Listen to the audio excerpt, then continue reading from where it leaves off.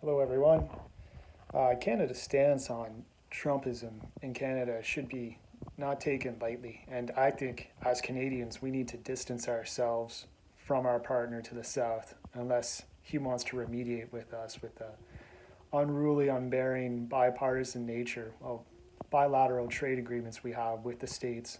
It's a practical impossibility to deviate all our product sourcing and shared relations in every product that is bought and processed and crosses the border to best serve Canadians and Americans alike. Trump is beyond far right. He's talking about invading and taking over Greenland, not to mention a 51st state. We shouldn't take this as sarcastic jeers. He's quite the bigot, and he's being beyond authoritative and ignorant as the American president of the United States, as he has been in the past. Hopefully that changes.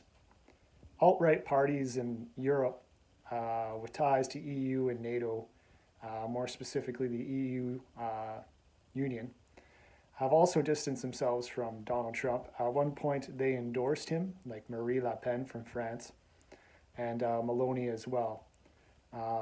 And a lot of walking back and changed ideology is happening now because of the extent and the abuse and unruly authoritative regime that's going on in the States.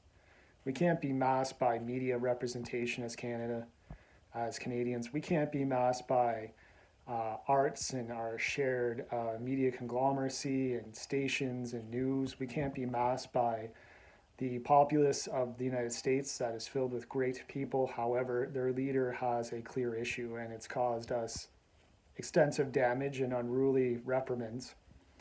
We are far more open to immigration as Canadians. We're far more open to being relatively culturally diverse than the Americans are.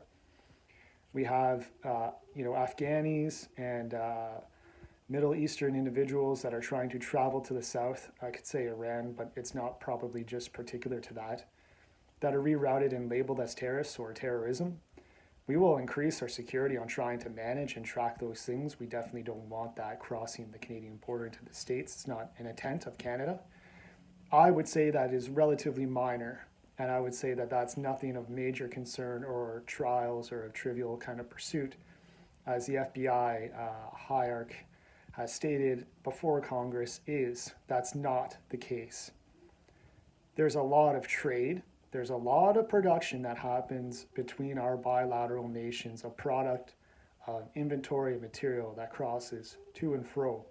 I don't want to hear the FBI say anything else about Canada in a negative regard anymore when the Americans are attempting to invade Greenland. You fool. So this is where Canada stands as far as I'm concerned.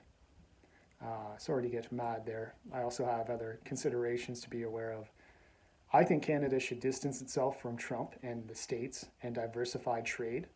And once he's gone as the president, there's going to be damage to the reputation of Americans from your president, Bozo, lingering the clown for 4 years of waving his thing around and not having any regard for any kind of bilateral or other nations, just to forget the past and move on.